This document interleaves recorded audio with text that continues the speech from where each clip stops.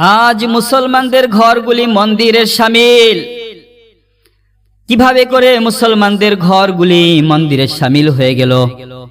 এখানে আমাদের প্রশ্ন হতে পারে। প্রিয় ভাইরা আমার, আমরা মুসলিম, কিন্তু আমাদের প্রত্যেকের ঘরে ঘরে এত পরিমাণ পূজার সামগ্রী রয়েছে, এত পরিমাণ মূর্তি রয়েছে, যেই মূর্তিগুলি হয়তোবা কোনো একটি মন্দিরও নাই।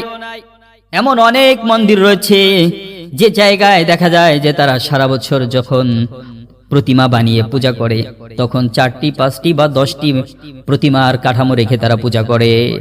কিন্তু আমাদের মুসলমানদের ঘরে সাপের ছবি, ইঁদুর, বাদর থেকে শুরু করে প্রত্যেকের ঘরে ঘরে শত শত এভাবে করে প্রাণহীন মূর্তি বানিয়ে রাখা, কাঠামো বানিয়ে রাখা।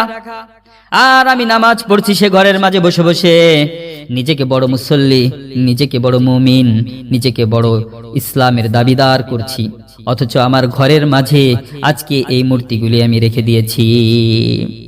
প্রিয় ভাইরা আমার, আমাদের প্রত্যেককে সর্বোচ্চ সতর্ক হতে হবে, অ্যালার্ট থাকতে হবে যে আমি মুমিন বলি, আমি মুসলমান আমাকে দাবি করি, আমি মুমিন, আমি মুসলিম। আমার কাজ কি হতে পারে? আমার কাজ কি এমনটি হতে পারে যে বাজারে কেউ মাটির প্রতিমা বানালো আর আমি সেই গরু, ছাগল, বাছুরগুলিকে কিনে নিয়ে আমার সুন্দর শোকেজের মাঝে ভরে রেখে দিলাম, অথবা কোনো পুতুল বানিয়ে রাখলো, সেটাকে আমি কিনে নিয়ে ভরে রাখলাম। এই যে অর্থ খরচ করলাম, যেটার প্রাণ নেই, সেই প্রাণহীন বস্তুর প্রতি আমার এত আসক্ত, আমার কষ্টের অর্থগুলি আমি যখন খরচ করলাম, আমার আল্লাহ যখন আমাকে জিজ্ঞেস করবে, বান্দারে আমি যে তোমাকে বাহুবলে শক্তি দিয়েছিলাম, আমি তোমাকে ক্ষমতা দিয়েছিলাম, পাওয়ার দিয়েছিলাম, আর তুমি সেই শক্তি দ্বারা, তুমি তোমার সেই ক্ষমতা দ্বারা, পাওয়ার দ্বারা, বাহুবলে তুমি চেষ্টা করে অর্থ উপার্জন করেছো, আমার দেওয়া শক্তি দিয়ে অর্থ উপার্জন করে সেই অর্থ দিয়ে তুমি কিনা যার কোনো প্রাণ নেই নিষ্প্রাণ মূর্তি কিনে ঘরে সাজিয়ে রেখেছো। কেন রেখেছো তুমি?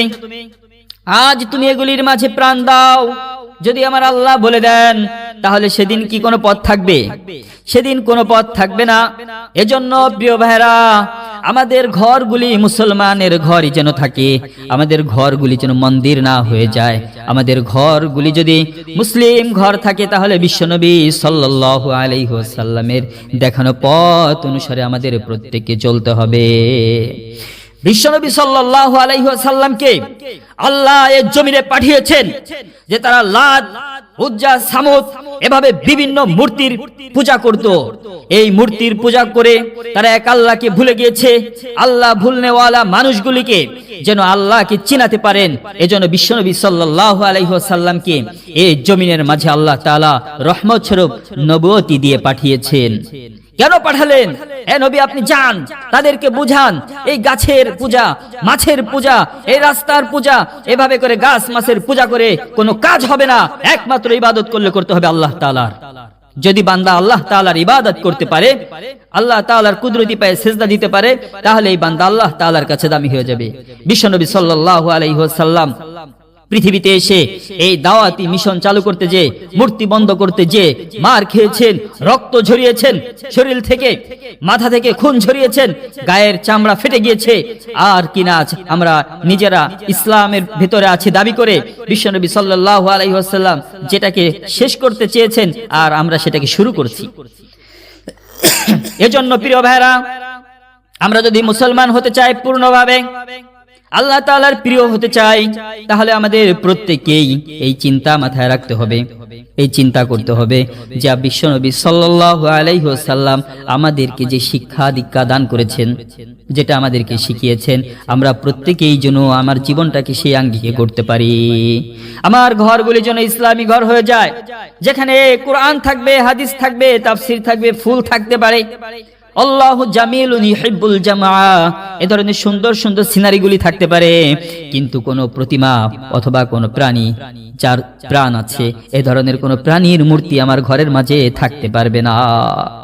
আর প্রতিটি ঘর তো এখন সন্ধ্যায় সকালবেলায় ছাড়ার সময় স্টার জলসার যে ছোঁয়া পেয়েছে প্রতিটি ঘরে ঘরে মা বোনেরা টিভিটা অন করার সাথে সাথেই দেখা যায় যে মন্দিরের সকল বাদ্য যন্ত্র মিউজিক আর যে সমস্ত উলু উলু দেওয়া সব আমাদের ঘরের ভিতরে হচ্ছে।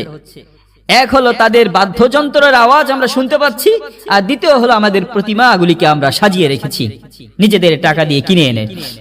তাহলে এটাকে মন্দির বলতে কোনো সমস্যা আছে? তো মন্দিরই তো হয়ে গেল।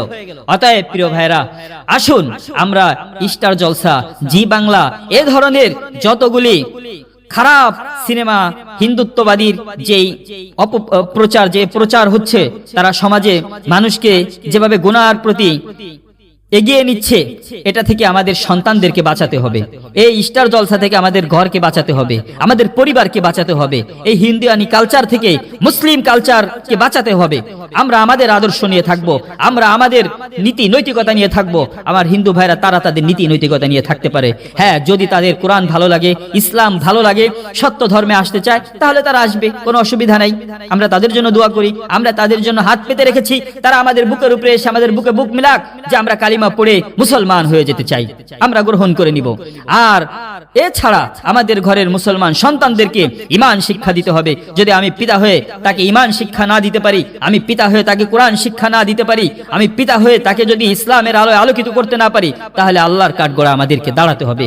আসুন আমাদের ঘরগুলিকে আমরা ইসলামী ঘর করি, মন্দির যেন না।